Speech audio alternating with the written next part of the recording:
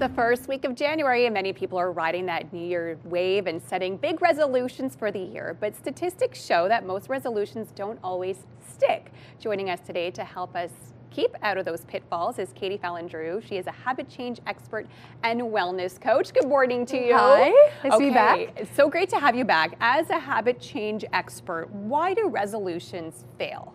We are not working with our brain. Okay. So our brain likes to stay comfortable, Yeah. and it likes to stay in the same motion, but it don't like change. Oh, And makes so sense. what do we do for New Year's resolutions? Big change. Dry January, cut all the sugar, go to the gym 3. It's like, and our brain just goes. So you can ride the wave of that New Year kind of vibe, Yeah. and then in 3 weeks, your brain's like, this is not sustainable. Okay, Yeah. makes a lot of sense. You're going to help us stick with those resolutions, and you say start with how you want to feel. So I always say to people, the goal, the outcome-based goal, is not good for your brain. So Okay. I need to lose weight. I want to get fit, right?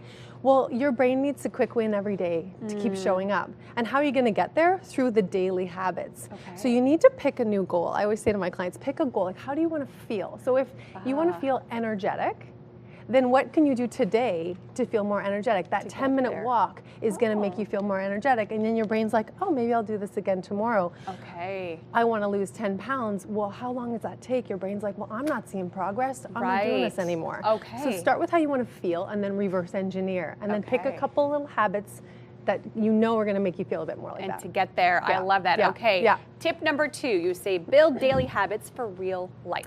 So we're in real life, right? Yeah. And this is what's happening with New Year's resolutions, is everyone's going like, it's this plan A, and when they can't stick to it, kid gets sick, you go on vacation. This is what I see so often. So I always say to people, don't expect to live the life you want if you're not willing to stick to the lifestyle to get you there. Okay. So great what tip. are the daily habits that you know can fit? If you're a person who's commuting, if you're a working mom, pick the daily habits that are realistic.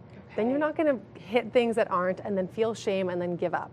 So Okay. what's going to work and what can you maintain? I love Yeah. that. Yeah. Okay, great. Moving on to tip number 3, focus on who you're becoming. Okay, if I have any James Clear Atomic Habit fans out there, I mean, Yeah. as a habit change expert, I love him. So who do you need to become? If you're someone who's going to stick with healthy habits, you actually have to become someone who prioritizes their health, who's flexible.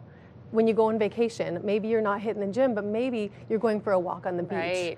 Maybe you're not always eating healthy, but you're going to choose 80% of the time to eat healthy. So who do you actually need to become to stick to the habits to live the life you want?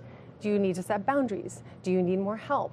Do you need to prioritize your wellness? So that is kind of a little bit theoretical, but really it's who you're stepping into, because this is a long game, not a 0 to 3 months and then I'm stopping it, right? So yeah, who do you need to become? What do you need to I prioritize? love that. Yeah. Okay, the last tip Yeah. you say is start small and build momentum. So we just said that our brain doesn't like change, right? Right. So it's literally, I always say, treat your brain like a toddler.